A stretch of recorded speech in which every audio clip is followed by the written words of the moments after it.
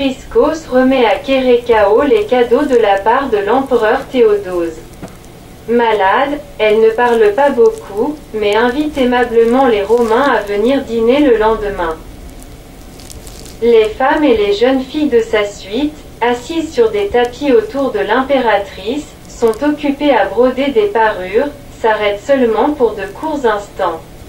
Le grec voit qu'elles se sont bien habituées aux visites des ambassadeurs et à leurs cadeaux.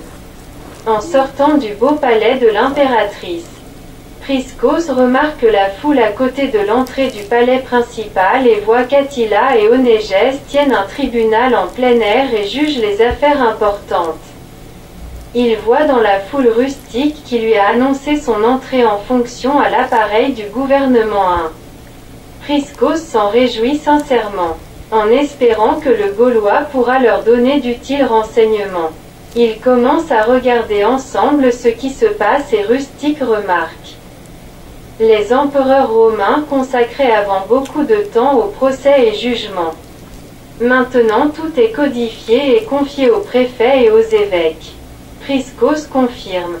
L'empereur Auguste se passionnait souvent des affaires et jugeait du matin à l'arrivée de la nuit.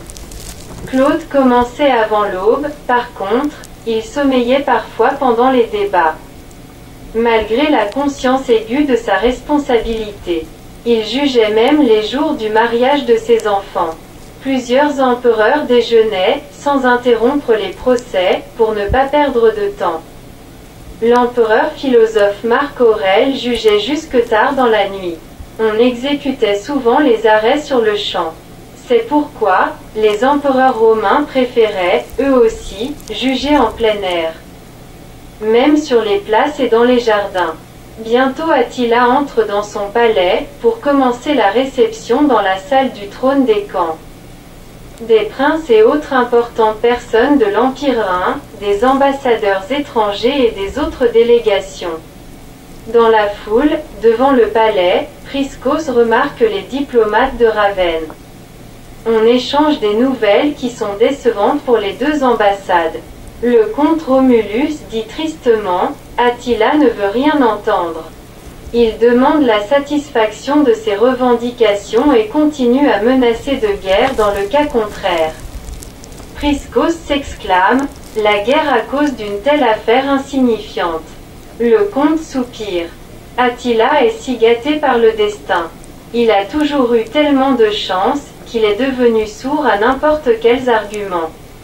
Il veut que tout se passe selon son désir.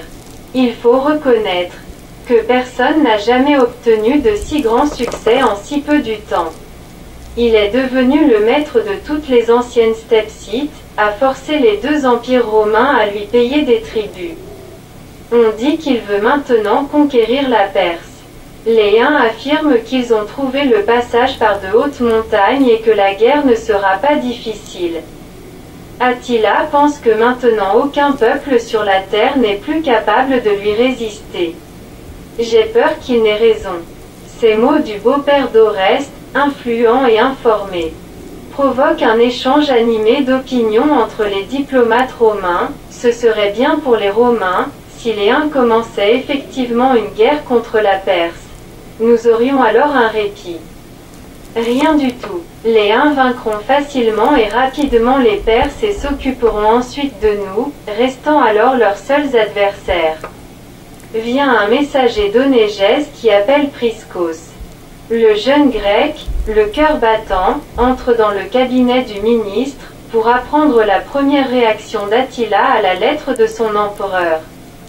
Onégès le stupéfie. Attila n'acceptera plus aucun ambassadeur romain, dont le rang est plus bas que consulaire. Quant à Constantinople, il n'existe que 3 personnes avec qui Attila est d'accord de parler.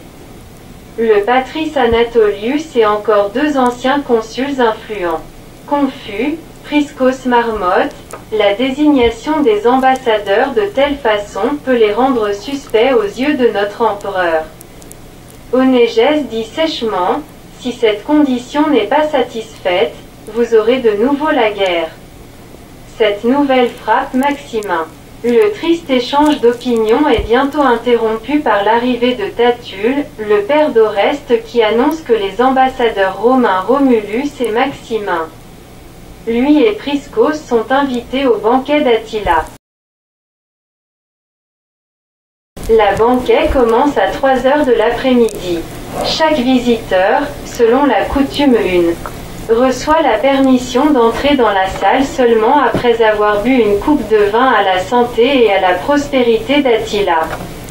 La table de l'empereur et son divan sont disposés sur une estrade élevée au milieu de la salle où l'on montait par plusieurs degrés. Derrière, sur la même estrade, il y a encore une table et un divan pour les convives les plus distingués. Les tables sont couvertes de nappes blanches et les divans par des tapis et des fourrures. Le Canélaque est assis à côté de son père avec le regard respectueusement baissé. Sur 2 côtés sont rangées de petites tables rondes destinées chacune pour 3 ou 4 invités. Les Romains sont placés sur la partie gauche, moins honorable à leur avis. Maximin proteste contre la violation de l'étiquette diplomatique. Voyant que ce n'est pas lui qui occupe la place honorable de leur table, mais le général Imbéric. Mais les responsables de banquet ne l'écoutent pas.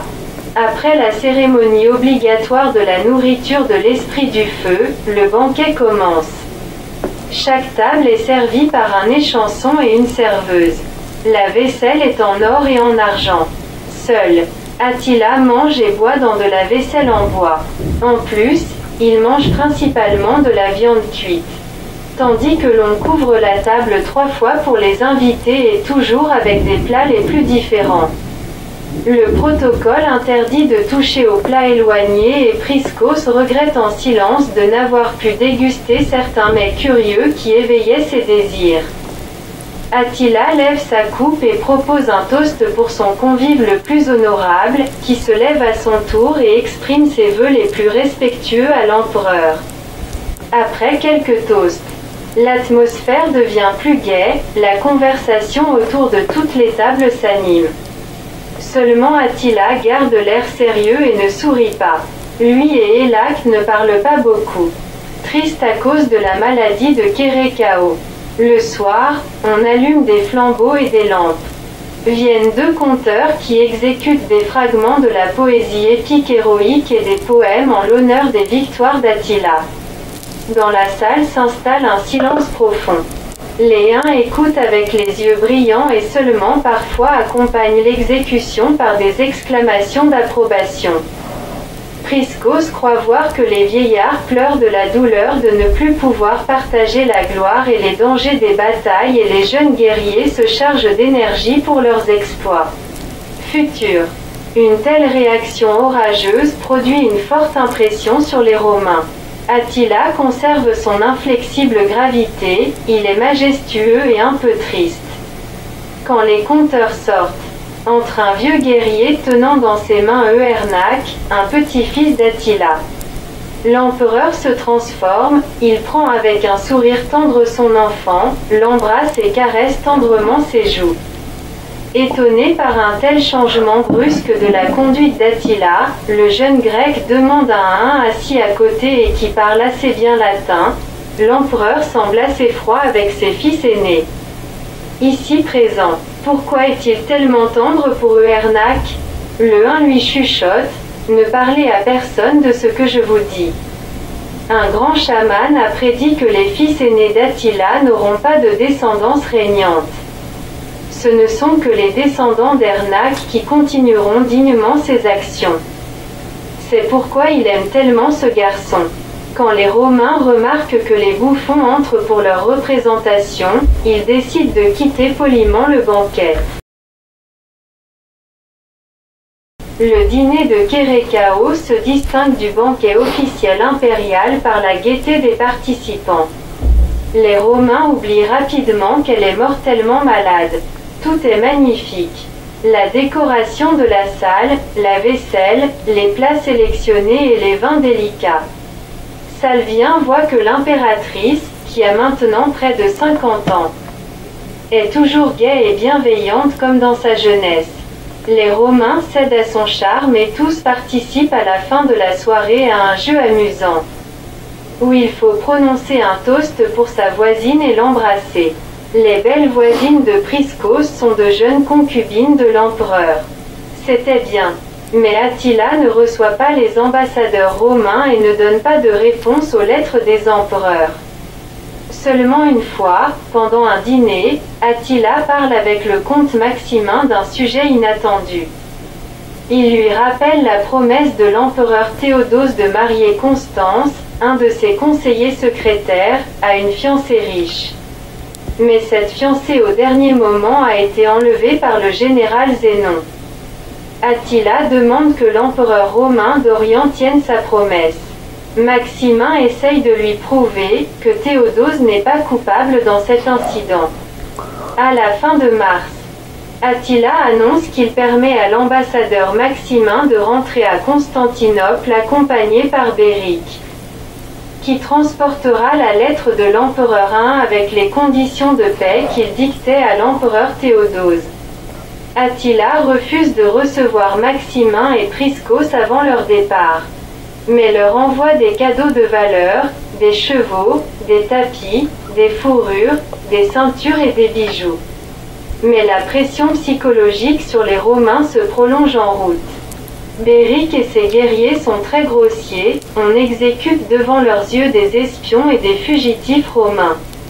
Sur l'ancienne frontière, les Romains rencontrent Vigila, joyeux, revenant de Constantinople. L'ambassade de Ravenne rentre aussi à la maison, en espérant que la question discutée sera réglée avec l'aide d'Essius et du nouveau secrétaire conseiller envoyé par lui à Attila. Avant son retour, Romulus réussit à rencontrer Attila, grâce à l'intervention de son gendre Oreste, et lui demande « Que transmettre de votre part à notre empereur ?» Attila sourit énigmatiquement. « Dites-lui que je viendrai bientôt le voir. » Que veut dire ce message? Une menace? Mais l'empereur I est d'une cordialité sincère avec les parents de son ministre et général Oreste et les comble de généreux cadeaux.